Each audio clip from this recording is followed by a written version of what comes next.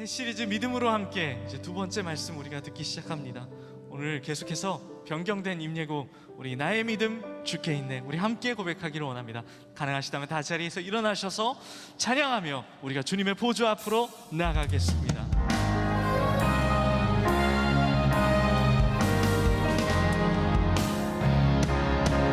나의 믿음 주께 있네 십자가 능력이 내 영광 되었네 주께서 우리를 승리케 하셨네 나의 능력 나의 소망 주께 있네 더 높은 목소리로 나의 믿음이 주님께 있네 나의 믿음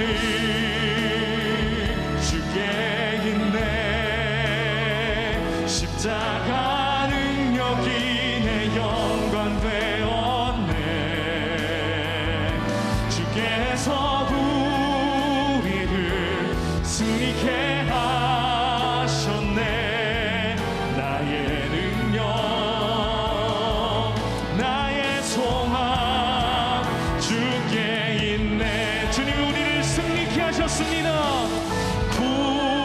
구원하심이 보좌에 앉으신 우리 하나님과 어린 양께 있도다 구원하심이 보좌에 앉으신 우리 하나님과 우리 다시 한번 구원하심이 보좌에 앉으신 우리 다같이 손을 들고 주님 앞에 나갑시다. 구원하심이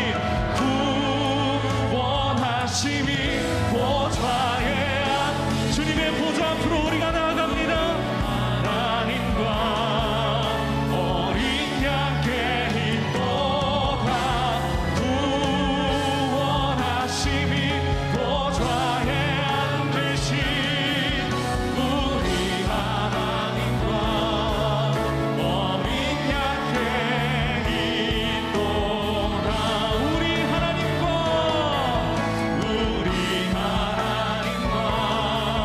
어린 양께 있도다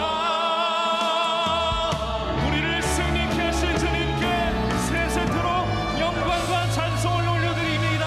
할렐루야. 계속 일어서신 채로 우리의 믿음과 신앙이 무엇을 확신하는지 함께 사도신경으로 고백하겠습니다. 나는 전능하신 아버지 하나님 천지의 창조주를 믿습니다. 나는 그의 유일하신 아들 우리 주 예수 그리스도를 믿습니다. 그는 성령으로 잉태되어 동정녀 마리아에게서 나시고 본디오 빌라도에게 고난을 받아 십자가에 못 박혀 죽으시고 장사된 지 사흘 만에 죽은 자 가운데서 다시 살아나셨으며 하늘에 오르시어 전능하신 아버지 하나님 우편에 앉아 계시다가 거기로부터 살아있는 자와 죽은 자를 심판하러 오십니다. 나는 성령을 믿으며 거룩한 공교회와 성도의 교제와 죄를 용서받는 것과 몸의 부활과 영생을 믿습니다. 아멘. 자리에 앉겠습니다. 우리의 영혼이 폭우에 흔들릴 때 주님은 반드시 우리를 붙잡아 주십니다. 오늘 그 믿음과 확신을 가지고 함께 찬양하겠습니다. 오난 내 영혼 편히 쉴 곳과 풍랑 일어도 안전한 도구 폭풍까지도 다스리시리 주의 영원한 바 다시 한번 고난 내 영혼 고난 내 영혼 편히 쉴 곳과 풍랑 일어도 안전한 도구 폭풍까지도 다스리시는 주의 영원한 우리 모두는 주님의 컨트롤 안에 있습니다. 주의 영원하신 팔 함께 하사매 항상 나를 붙드시니 어느 곳에 가든지 요동하지 않음을 주의 팔을 의지하며 연약해져도 믿음이 연약해져도 미리 예비한 힘을 주시며 위태할 때도 안보하시는 주의 연한 팔을 할렐루야 주의 영원하신 팔 함께 하사 항상 나를 붙드시니 어느 곳에 가든지 요동하지 않는 주의 팔 여러분을 승리케 하신 주님께 한번 고백하십시오. 능치 못한 것 주께 없으니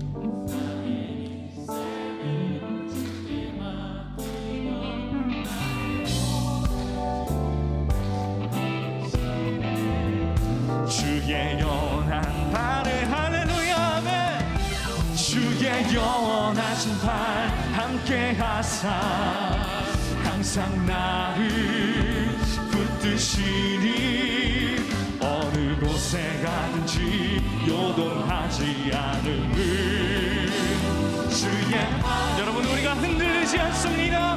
주의 영원한 팔 주의 영원하신 팔 함께 하사 항상 나를 붙드시 주님이 붙드십니다.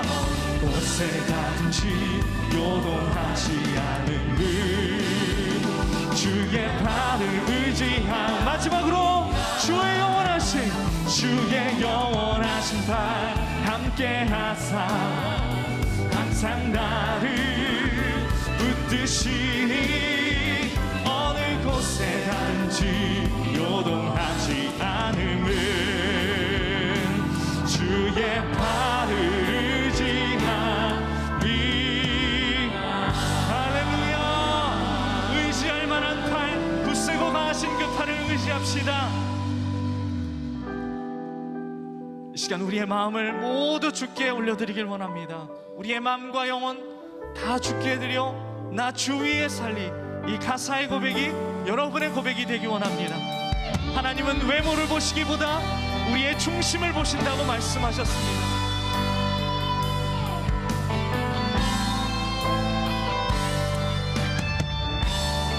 나의 소망은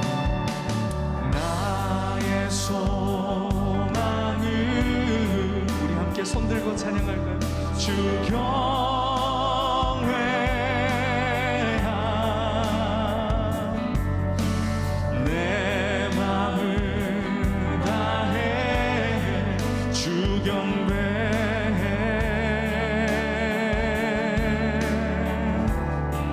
내 안의 모든 것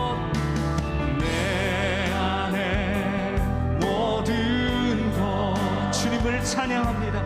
주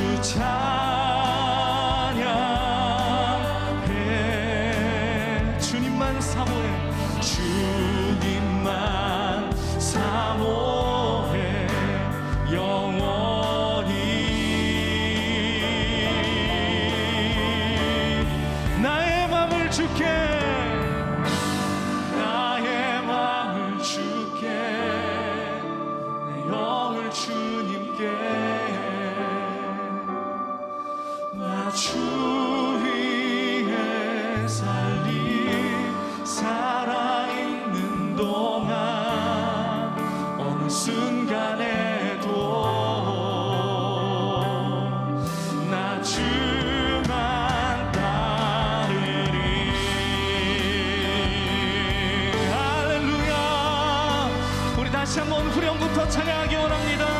나의 맘을 주께 내 영을 주님께 할렐루야 나의 맘을 주께 내 영을 주님께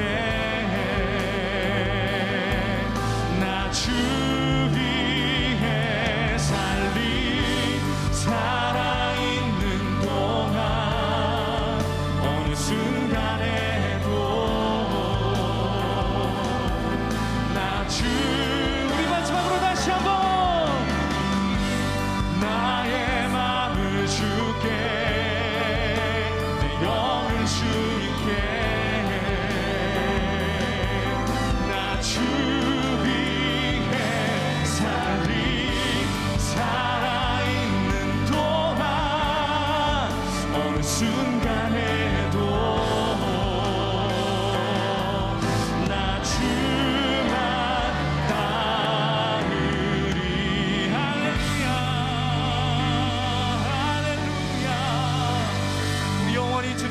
드리겠습니다.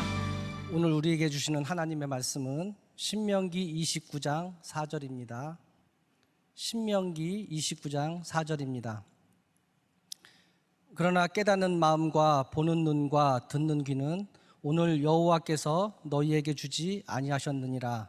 이는 살아계신 하나님의 말씀입니다. 아멘.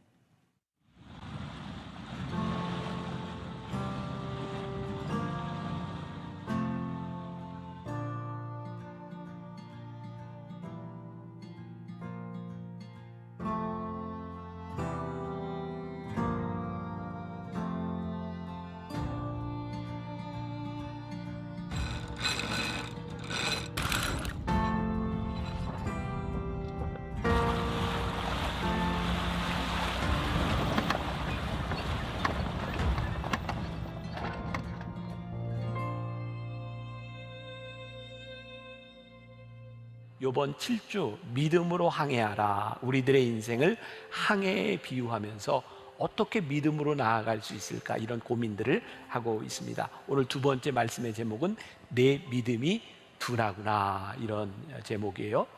여러분을 만일 제가 여기 있는 우리 성도, 우리 조권사님이 앞에 보이는데, 아유, 권사님 참 믿음이 둔하네요, 이렇게 얘기하면 조 권사님이 어떤 반응을 보여야 될까요? 목사님 맞습니다, 나 둔한데 이대로 살다 죽을게, 신경 쓰지 마세요, 이러는 게 맞습니까? 아니면 예, 제가 둔한데 제가 민감해지도록 노력하겠습니다, 이렇게 대답해야 맞을까요? 네, 그냥 제 생각엔 그렇죠, 후자가 맞는 것 같죠? 자, 우리가 아이들에게 이렇게 혼을 낼 때는 야 이놈, 너 집 나가 이놈아, 그렇게 살려면 그 얘기 듣고 집 나가면 그게 제대로 된 자식이에요? 아니죠. 아, 제가 잘하겠습니다, 이게 맞는 말이죠. 제가 오늘 말씀 제목을 믿음이 둔하구나, 이 이야기는 반어적으로 우리들이 믿음에 민감해져야 된다라는 이야기를 여러분과 나누려고 하는 겁니다. 제가 묵상팀과 함께 이 말씀을 나누었을 때 묵상팀의 한 분이 그런 글을 남겨주셨어요. 제가 하나님을 잘 믿지 못할 때는 영적이다, 이런 말을 잘 이해를 못했습니다. 그런데 제가 하나님을 믿게 되면서 영적으로 민감하다고 하는 말이 무엇인지를 깨닫게 되었는데, 그게 뭐냐면 내가 사랑하고 내가 좋아하는 사람을 위해서 내가 신경을 쓰는 것처럼, 내가 하나님을 좋아하고 하나님을 사랑한다고 하는 것은 하나님께 대해 신경을 쓰는 것이고, 이것이 영적으로 민감한 것입니다. 뭐 이런 글을 남겨주셨어요. 민감하다고 하는 것은 나에게 관심이 있는 일, 관심이 있는 사람들에게 우리들이 신경을 쓰게 되는 거죠. 자, 오늘 여러분들에게 그런 질문으로 말씀을 시작할 수 있을 것 같은데, 여러분들은 여러분들의 삶에서 얼마나 하나님께 관심을 가지고 하나님께 신경을 쓰며 살아가고 있는가, 이것은 믿음에 대해 있어서 굉장히 중요한 문제가 될 것 같아요. 몇 년 전입니다. 제가 제 아내에게 좀 보청기를 좀 좋은 것으로 선물을 해준 적이 있어요. 제가 몇 년에 한 번씩 이런 이야기를 하는 이유는 제 아내에 대한 오해들이 좀 있는데, 제 아내가 귀가 둘 다 잘 안 들리거든요. 근데 교인들이 가끔 부를 때 이렇게 안 돌아보거나 대답을 안 하면 사모님이 나를 무시하는가 봐, 이런 이야기들을 하는 분이 종종 있어서 여러분들을 안 돌아볼 때는 안 들리는 겁니다. 참고하시고. 자, 제 아내에게 제가 보청기를 사줬을 때요, 사실 제가 보청기를 좋은 걸 사주게 된 이유는 제 아내가 답답하기 때문이 아니라 제가 답답해서 그래요. 못 듣는 사람은 별로 답답할 게 없어요, 안 들리니까. 근데 제가 이야기하는데 못 알아들으니까 제가 답답한 거예요. 그래서 이제 보청기를 해줬어요. 새 보청기를 하고 운전을 하고 딱 하는데 제 아내가 저에게 이런 얘기를 하더라고요. 자기는 제가 타고 있는 차가 굉장히 좋은 차인 줄 알았대요. 어쩌면 차가 엔진 소리도 하나도 안 들리고 깜빡이를 켜도 소리가 전혀 안 들리는 그런 차인 줄 알았는데, 보청기를 하니까 엔진 소리 들려, 깜빡이 소리 들려, 아, 우리 차가 보통 차구나 라는 걸 깨달았대요. 글쎄, 제 아내가요, 보청기를 처음 하고 밥을 먹는데 보청기를 빼더라고요. 이유가 밥을 먹는데 본인이 씹는 소리가 들리는 거예요. 그래서 보청기를 뺐다는 거예요. 보청기를 하면서 들리지 않던 이야기들이 들리게 되고, 문제는 제가 아내에게 보청기를 좋은 걸 해드리고 난 드리고 해주고 난 다음에 제 귀가 안 들리는 거예요. 이유는 보청기를 이렇게 안 좋은 걸 가지고 있을 때는 안 들리니까 크게 얘기를 했는데 자기 소리가 잘 들리니까 저하고 얘기할 때 조그맣게 소곤소곤 제가 안 들려요.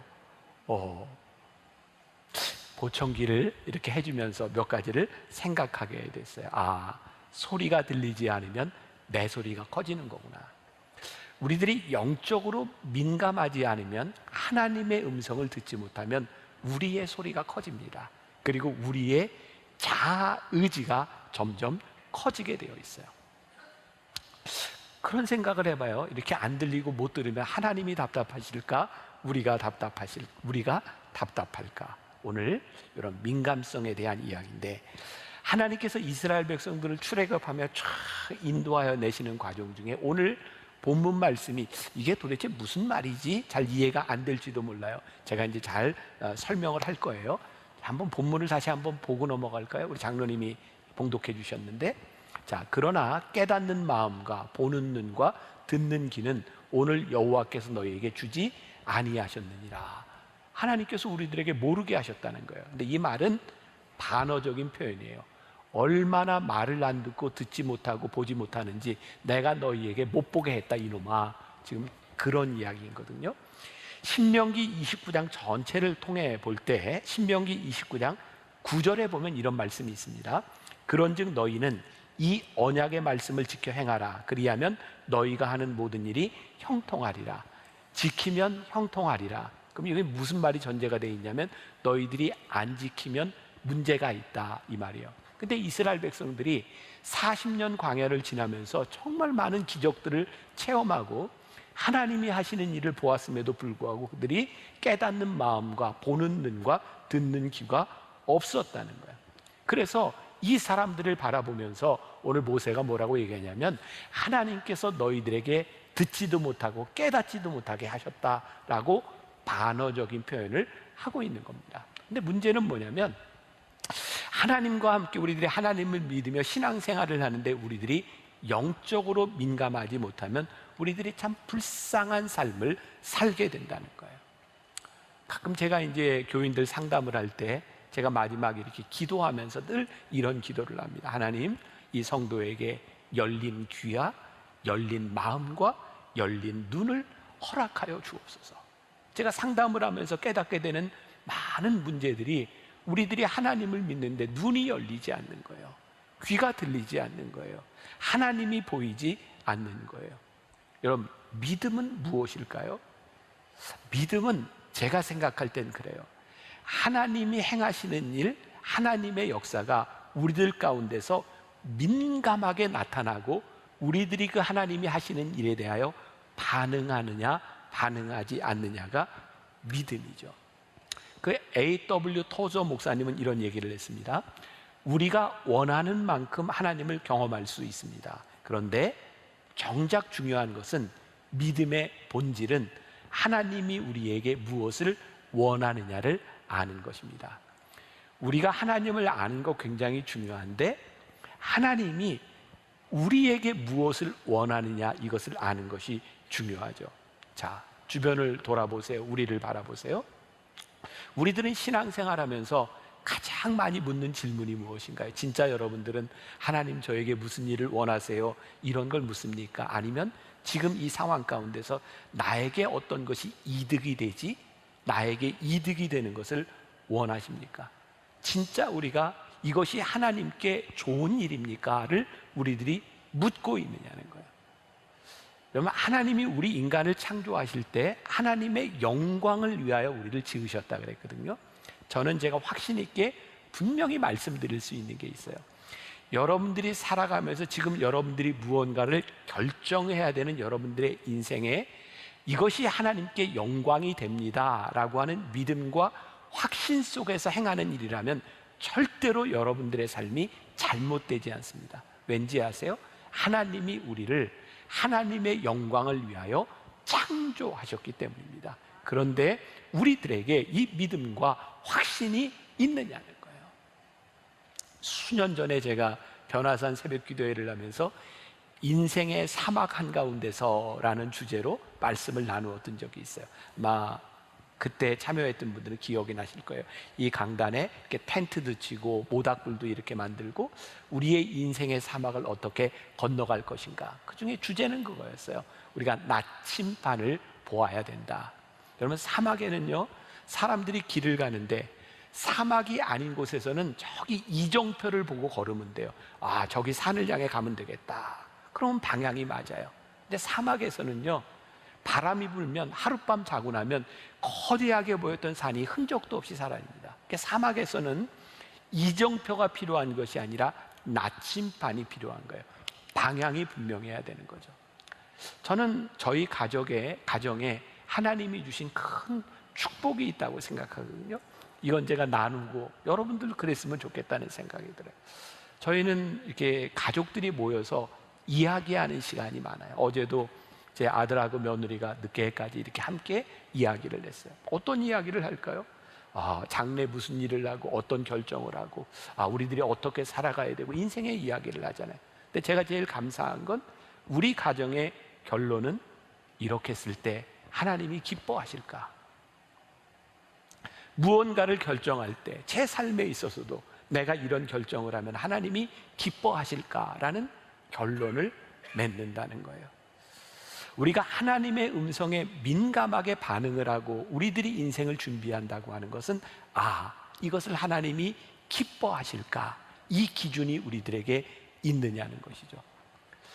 여러분, 하나님께서 우리들의 삶에 역사하시고 하나님이 우리를 이끌어 가신다고 하는 것을 우리들은 어떻게 고백하고 어떻게 우리들이 믿음으로 반응할 수 있는 건가요? 저는 학창시절에 시를 굉장히 좋아했어요.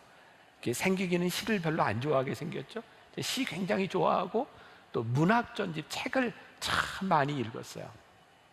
그러다 보니까 제가 굉장히 시적이 된 것 같아요. 전혀 아니에요.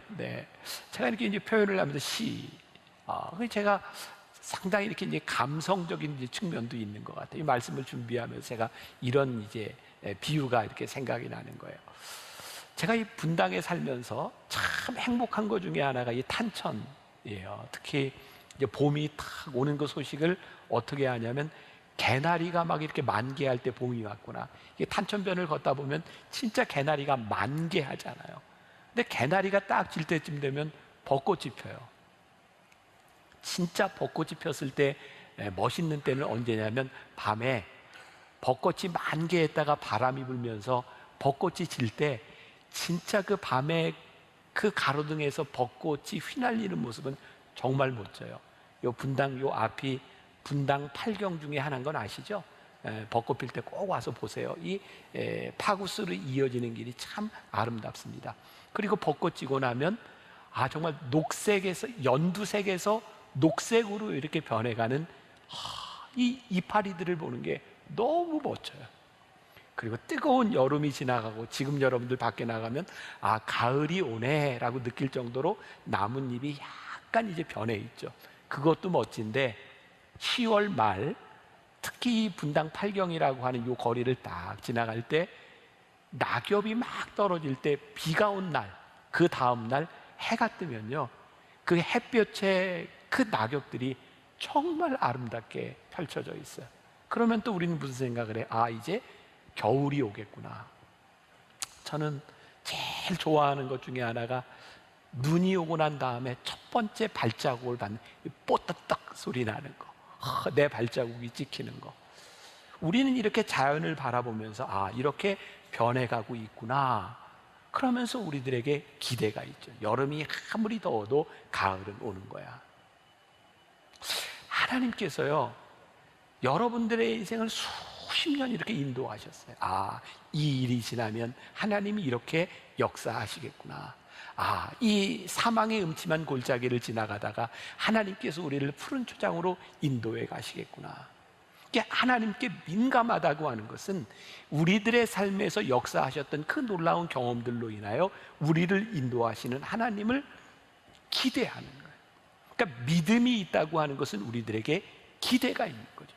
근데 오늘 모세가 이스라엘 백성을 보면서 정말 답답했던 게 뭐냐면 얘들아, 아니 이스라엘 백성들아, 40년 동안 하나님이 너희들을 인도하면서 물이 없을 때 물을 내셨고 양식이 없을 때 만나를 주셨고 하나님께서 그때그때마다 이렇게 역사하셨음을 너희들이 보면서도 하나님께 대한 기대감이 아니라 너희들이 하나님을 의식하지 못하며 늘 불만, 불평을 하고 있는 이들을 보면서 모세의 마음이 답답했던 거죠.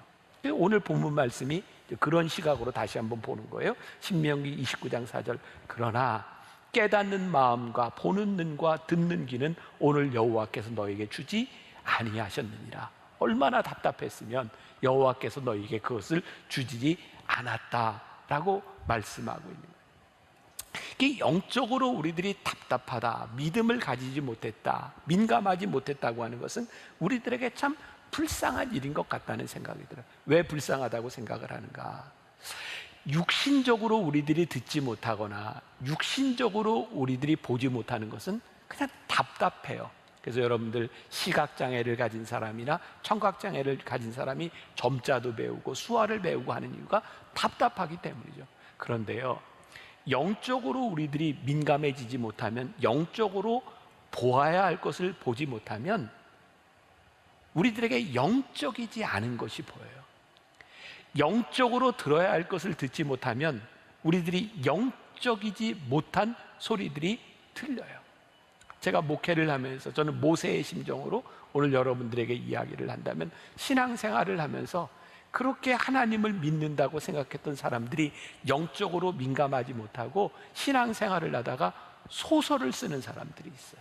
이게 무슨 얘기냐면, 본인이 어려움을 당하고 본인이 이해할 수 없는 일들이 생길 때 하나님의 인격과 하나님의 역사를 다 잊어버리고 자기 속에서 소설을 쓰는 거예요. 그리고 혼자 아파하고 혼자 실족하고 혼자 서운해하는 거예요. 40년 광야를 지나면서 하나님이 어떤 분이시라고 얘기하냐면, 내가 너희의 하나님이 될 거야. 내가 너희를 가나안 땅으로 인도해 줄 거야. 분명히 그 역사 가운데서 하나님이 말씀하시고 함께 하셨음에도 불구하고 이스라엘 백성들은 그들이 이해하지 못하고 그들의 인생에 불평이 생길 때마다 소설을 쓰는 거예요. 하나님께 민감해진다고 하는 것, 민감하게 믿음을 가진다고 하는 것은 뭐냐면 우리들이 하나님을 아는 거예요. 하나님의 인격을 아는 거예요. 하나님은 이런 분이시구나. 우리들의 삶에서 그 고백 가운데 믿음을 가지고 살아가는 거예요. 좋은 예가 될지 모르겠지만 저희 아버님이 돌아가셨을 때 제가 언젠가도 그런 얘기했죠. 아버님 돌아가시고 아버님이 이렇게 사무실에 금고가 있었거든요. 제가 돌아가시고 다 정리하면서 금고를 열 때 기대감이 있었어요. 저 안에서 뭐가 나올까. 근데 2만 원 나왔던 거, 그리고 제가 아버님 빚 갚아드렸던 거. 근데 그 금고 안에 편지가 몇 장이 나왔어요. 제가 열어봤더니 여러분들은 잘 모르는 아주 오래된, 우리 아버님 때 이제 여기 같은 사역자로 있던 분들 중에 좋지 않은 일로 아니면 갑자기 교회를 떠나간 분들이 있었어요. 그 일로 인해서 저는 저희 아버님이 굉장히 어려움을 당했던 기억이 있어요. 교인들이 이런저런 얘기, 소문이 들고, 심지어는 저 목사님이 너무 잘하는데 담임 목사님이 시기가 나서 뭐 내보냈다는 이야기부터 뭐 별 이야기들이 다 돌았어요. 그런데 그렇게 이렇게 가십거리가 됐던 그 목사님들이 저희 아버님에게 각서를 썼던 편지를 몇 개를 발견하게 된 거예요. 보니까 거기에 그분들의 문제가 있었던 것들, 저질렀던 일들로 인하여 교회를 나갈 수밖에 없는 상황들을 쓰고 나간 거예요. 근데 저희 아버님이 한 번도 교인들에게 그 목사님이 이래서 나갔다는 이야기를 하지 않고 그냥 그런 소리들을 다 들으셨어요. 그때 제가 그 편지를 다 찢어버렸어요. 그리고 제 마음 가운데 우리 교인들이 아버님의 인격을 알았더라면 믿을 수 있었을 텐데, 우리들이 인격을 믿지 못하는 것으로 인하여 우리들이 마음대로 이렇게 소설을 쓸 때가 있구나. 저는 물론 목회자에게 단점이 많이 있죠. 목회자를 하나님과 비교할 수 없겠죠. 그러나 우리들이 하나님의 인격, 하나님이 어떤 분이신지를 우리들이 민감하게 알 수 있다면 우리의 인생에서 내 마음대로 소설을 쓰고 내가 혼자 실망하는 것이 아니라 하나님의 인격을 믿음으로 인하여 우리들의 신앙생활을 할 수 있는 것. 그러니까 저는 이런 생각을 해봤어요. 진짜 하나님을 우리들이 하나님으로 믿는다면 가장 행복한 신앙인은 영적인 눈으로 하나님이 행하시는 일을 민감하게 보는 사람이며 그 민감함 가운데서 하나님의 약속을 의지하는 사람이다. 그리고 저는 그런 생각을 해요. 진짜 행복한 교인은 적어도 이 강단에서 설교하고 있는 제가 우리 교인들과 교회를 위해 최선을 다하는 목회자라고 생각한다면 적어도 교회를 생각하는 영적 지도자의 마음을 이해하고 노력하고 기도할 때 여러분들의 행복한 교인이 될 수 있지 않을까. 우리가 우리의 부모님을 우리들이 믿는 사람이라면 가정에서 적어도 우리를 위해서 애쓰고 기도하는 부모님의 마음을 헤아리려고 할 때 우리들의 가정이 행복한 가정이 될 수 있지 않겠는가. 그러니까 우리들이 하나님의 인격, 하나님이 어떤 분이신지를 우리들이 믿을 때, 그것을 우리들이 볼 수 있을 때 우리들의 삶의 믿음이 작동하는 거죠. 그래서 이렇게 분별이 안 되는 사람들, 자, 고린도전서 2장 14절 말씀을 볼게요. 육에 속한 사람은 하나님의 성령의 일들을 받지 아니하나니 이는 그것들이 그에게서 어리석게 보이며 또 그는 그것들을 알 수 없나니 그러한 일은 영적으로 분별되기 때문이라. 영적으로 분별이 되지 않으면 미련한 거예요. 모세가 이스라엘 백성들을 향하여 불쌍하게 바라봤던 이유가 있는 거죠. 제가 오늘 새벽에 일찍 일어나서 이 말씀을 묵상하는데 찬양이 하나 떠올랐어요. 주위를 둘러보면 아무도 없는 듯 믿음의 눈을 들면 보이는 분 계시네. 지금도 내 안에서 역사하고 계시는 사망과 어둠의 권세 물리치신 예수님 주를 찬양 손을 들고 찬양 전쟁은 나에게 속한 것 아니니 주를 찬양 손을 들고 찬양 전쟁은 하나님께 속한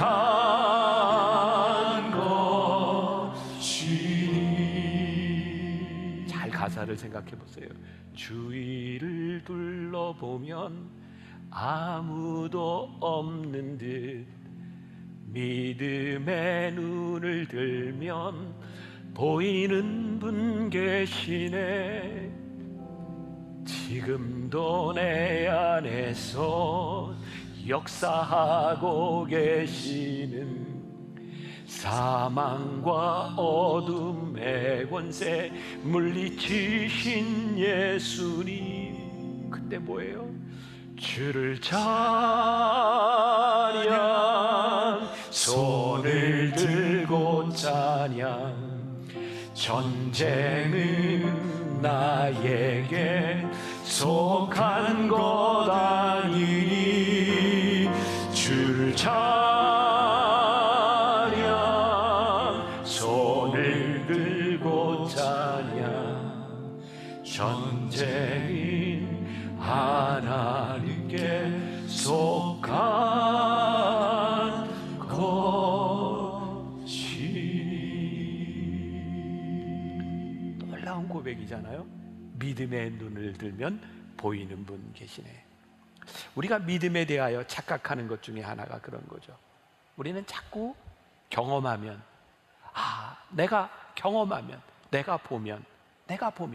그런데 그게 말이 안 되는 이야기인 게, 이스라엘 백성들이 40년 광야를 지나는 동안 그들은 끊임없는 기적을 봤어요. 끊임없는 체험을 했어요. 그런데 기적과 체험이 우리로 하여금 영적으로 민감해지게 만드는 것이 아니더라고요.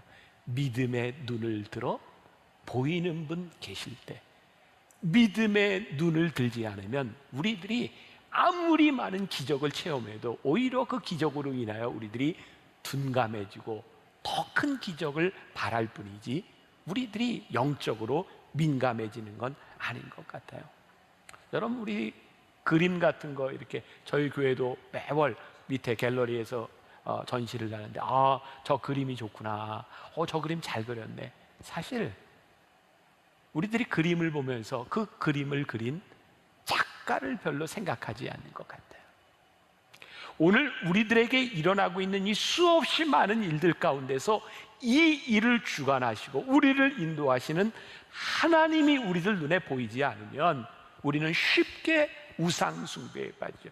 이스라엘 백성들이요, 그렇게 놀라운 기적을 경험하고 광야를 지나는 동안 그들에게 하나님이 보이는 것이 아니라 우상 숭배를 하는 사람들이 보이고 힘센 것들이 보이고, 우리가 요즘 그런 표현에서 맘모니즘, 여러분들이 인생을 살아가는데 돈이 우리들 눈에 보이고 돈이 아니면 할 수 없을 것 같은 그런 생각들이 들면서 우리들이 하나님을 보지 못하는 거예요.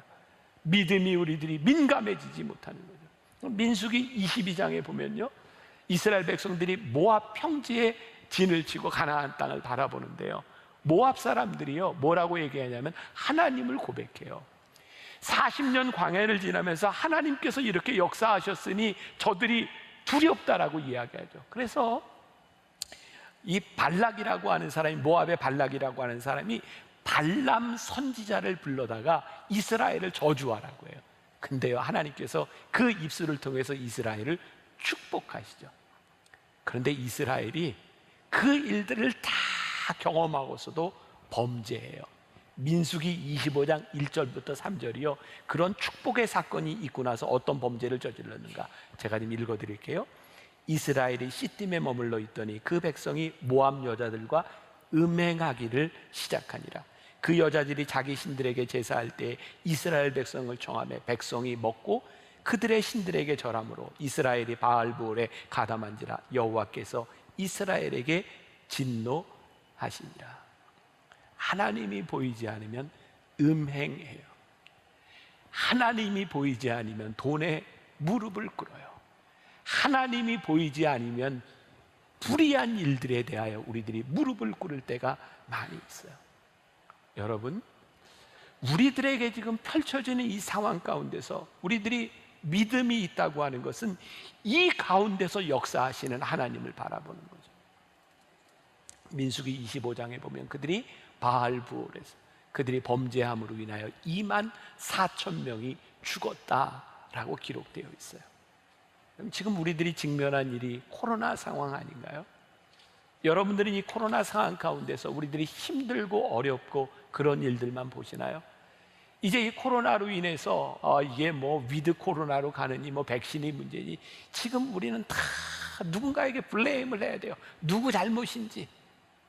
근데 하나님께서 이 시간들을 통해서 우리들에게 보게 하시는 것, 영적으로 우리들에게 보게 하시는 것이 무엇인가? 저는 그런 생각하거든요. 이 코로나를 통하여 우리 인간들이 얼마나 무기력한 존재인지를 하나님 앞에 철저하게 깨닫게 하셨고, 그 바이러스 하나에도 인간이 철저하게 무너질 수 있다고 한 그 연약함을 깨닫게 하셨고, 인간의 욕심으로 인하여 우리들이 얼마나 이 자연과 생태들을 파괴했는가도 보게 하셨고, 이제 우리들이 그리스도인으로서 이 세상을 살아가며 이 자연과 생태와 지구와 이 생명을 살리는 일이 우리들에게 주어졌다고 하는 사명도 보게 하셨고, 이 코로나로 인하여 우리들이 예배하는 공동체가 되고 우리들이 믿음을 지킨다고 하는 것이 얼마나 중요한 건지도 우리들에게 깨닫게 하셨고, 우리들이 영적으로 민감하게 믿음의 눈을 들면 보이는 분이 계시고 우리들에게 무엇을 말씀하시는지가 우리들에게 보여지게 되겠죠. 우리들의 경험, 우리들의 생각, 우리들의 눈에 보이는 것들이 하나님의 역사를 가로막을 때가 얼마나 많이 있는지. 여러분, 우리를 제일 힘들게 하는 게 뭐예요? 여러분들이 지금까지 살아왔던 여러분들의 삶의 연약함과 과거, 상처, 그런 것들이잖아요. 우리들이 지금 하나님 앞에 민감하게 우리들이 믿음으로 살아가려고 하는데 우리들 다 건드리는 것들이 뭐냐면 우리의 상처들이에요. 우리의 과거의 잘못들. 제가 열시 설교에도 그런 표현을 썼는데 사탄은요 꼭 깐대를 또 까요. 깐대 또 까. 이거 옛날에 우리 많이 들었던 거죠. 아픈 상처를 또 건드려요. 하나님은 우리로 하여금 내 죄를 생각도 기억도 하지 아니하겠다. 동에서 서로 서가 먼 것처럼 그렇게 죄를 다 우리들에게 용서하시겠다고 말씀하셨는데도 우리들 속에 우리들의 경험과 우리들의 생각들이 하나님께 민감한, 영적으로 민감한 우리들을 자꾸 괴롭히고 있는 거예요. 우리들의 미련함, 우리들의 경험이 하나님의 축복을 가로막지 않도록, 이스라엘 백성들이 40년 광야를 지나는 동안 계속 그들의 경험으로 부족한 것을 가지고 하나님 앞에 불평하는 것이 아니라 그들이 인생의 키를 이 광야 가운데서 하나님께 맡겼더라면 얼마나 좋았을까. 저희가 7주 동안 이 예배의 이미지를 인생의 항해에 뒀어요. 우리의 키를, 둔한 우리의 키를 하나님께 우리의 믿음의 키를 맡기며 하나님께서 우리의 인생을 조절해 나갈 수 있도록 우리의 인생을 맡기는 것. 우리는 인생의 키가 늘 나에게 있기 때문에 불만족스럽고 불평과 불만이 있다는 것. 제가 몇 년 전 우리 BTD 영성훈련 갔을 때 우리 교회 권사님이 했던 고백을 아직도 기억하고 있어요. 이분이 저기 반포의 팔레스 호텔 뒤에 굉장히 유명한 식당을 하는 집안이었어요. 부모님이 자녀들에게 돌아가시면서 유산을 이렇게 남겨줬는데 많은 돈을 물려받았어요. 그리고 10년 동안 그 유산을 다 탕진할 때까지 정말 힘든 시간을 지나요. 부부간의 문제가 생기고 돈으로 인한 경제적인 문제가 생기고 다 잃어버린 상태에서 영성훈련을 오게 된 거예요. 그분이 그런 고백을 해요. 10년 동안 그 돈을 가지고 지옥 같은 생활을 했는데 지금 그 재산을 다 잃어버린 상황 가운데서 하나님께서 우리 가정에 소망을 주셨노라. 이제는 더 이상 아내와 남편이 서로 돈으로 인하여 이렇게 상처를 주는 것이 아니라 서로 믿음의 이야기를 하며 하나님께서 소망을 주셨노라. 저는 우리들이 영적으로 민감할 때 우리들에게 주시는 가장 큰 특징이 무엇일까? 우리가 하나님을 바라보기 시작할 때 우리들에게 주시는 가장 큰 특징이 무엇일까? 저는 소망이라고 생각해요. 믿음의 눈을 들면 보이는 분이 계세요. 지금까지 우리 가운데 역사하셨던 하나님께서 우리와 함께 하시리라고 하는 믿음이 우리들에게 있어요. 사랑하는 여러분, 이제 코로나가 참 우리를 힘들게 했고요. 우리 그 생명사랑 이런 그 자살 캠페인 하는 데서 그 나온 통계에 의하면 작년 한 해 우리나라 자살률이 이렇게 많이 줄었답니다. 근데 지금 염려하는 게 뭐냐면 사람들이요 진짜 힘들 때 그 시기를 견디는데 이제 그 시간을 지나가고 나면 올해부터 자살률들이 굉장히 많이 늘어가고 있고 이게 사회적으로 큰 문제가 될 수 있으리라고 생각해요. 왜 사람들이 자기 생명의 끈을 놓을까요? 내 눈으로 내 인생을 보니 소망이 없는 거예요. 우리 하나님을 믿는 사람들 믿음의 눈을 들어 보니 하나님이 우리를 붙잡아 주시고 우리 가운데 역사하실 하나님, 내 인생의 길을 하나님께 맡기며 우리들이 소망을 얘기하는 것이 하나님의 사람들이 아닐까요? 저는 목사로서 여러분들에게 그런 말씀 드릴 수 있을 것 같아요. 우리에게 소망을 주시는 이유는 하나님이 하나님이시기 때문입니다. 하나님의 인격을 믿고 하나님이 어떤 분이신지를 믿기 때문에 우리의 눈을 들어 하나님을 바라볼 수 있는 거예요. 자, 우리 믿음으로 항해하는 두 번째 이야기를 마치고 또 계속해서 믿음의 항해 이야기를 할 텐데, 믿음이 여러분들을 붙드는 그런 역사가 여러분들의 삶에 있기를 주님의 이름으로 간절히 축원합니다. 우리 찬양을 우리 믿음의 눈을 들어 찬양할까요? 주위를 둘러보면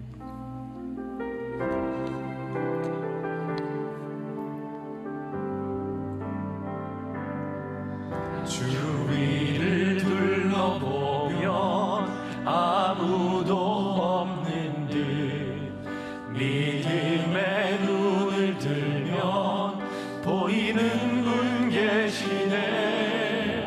지금도 내 안에서 역사하고 계시는 사망과 어둠의 권세 물리치신 예수님,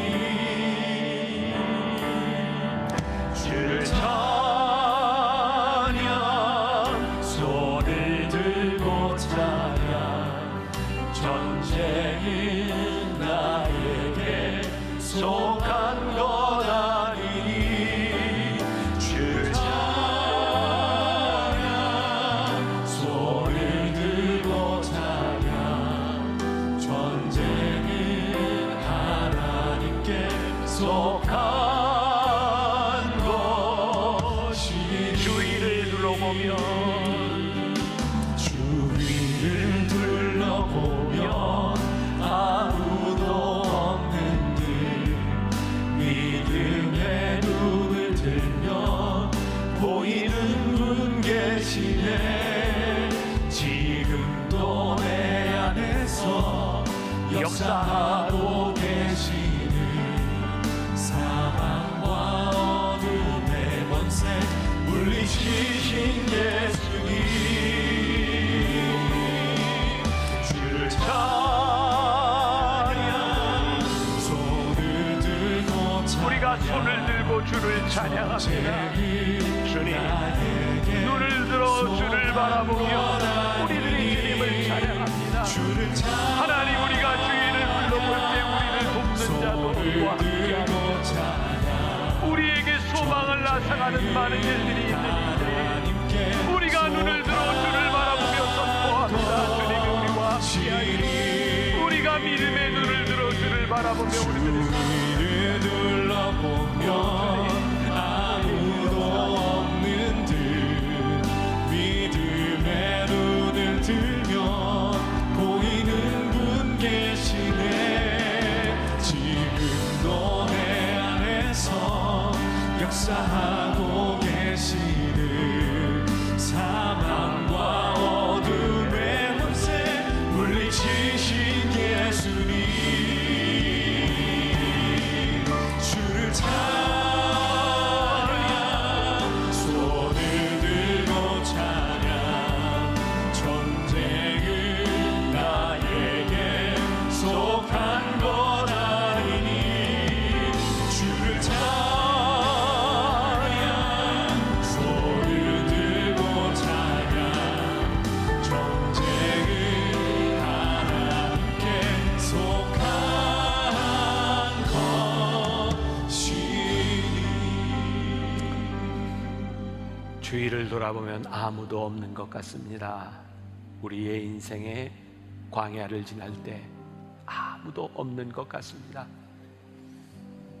우리 눈에 하나님이 보이지 않으니 우리는 또 불평하고 낙담하고 쓰러지고 넘어질 때가 많이 있습니다. 오늘 말씀을 통해 우리의 인생의 키를 하나님께 맡기며 믿음의 눈을 들어 주님을 보라고 말씀하십니다. 여기까지 우리를 인도하셨던 주님, 우리의 인생의 어려움 가운데서도 나를 붙잡아 주셨던 주님, 주님이 내 눈에 보이니 내가 두 손 들고 하나님을 찬양할 수 있습니다. 하나님이 어떠한 상황 가운데서 주님의 영광을 위하여, 하나님의 기쁨을 위하여 내가 인생을 살아가겠습니다 다짐할 수 있습니다. 주님을 바라보는 영적으로 민감한 우리 성도들의 인생을 축복하여 주옵소서. 이들의 인생이 복되게 하여 주옵소서. 쓰러지지 않게 하여 주옵소서. 포기하지 않게 하여 주옵소서. 주님의 손을 붙잡고 승리하는 주의 백성들이 되게 하여 주옵소서. 하나님, 우리를 여기에 불러주시고 만나교회를 세워주신 이유가 있는 줄 믿습니다. 우리 다음 주에 함께 믿음으로 함께 걸으며 이 교회를 향한 하나님의 뜻을 발견케 하여 주옵시고 믿음으로 고백하는 날 되게 하여 주옵소서.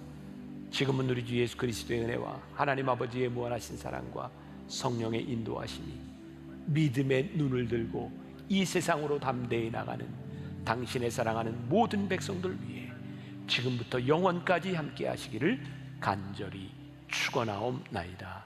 아멘. 지금은 미디어 선교를 위한 헌금 시간입니다. 이 예배를 통해 삶 가운데 은혜와 회복이 충만하시기를 간절히 기도합니다.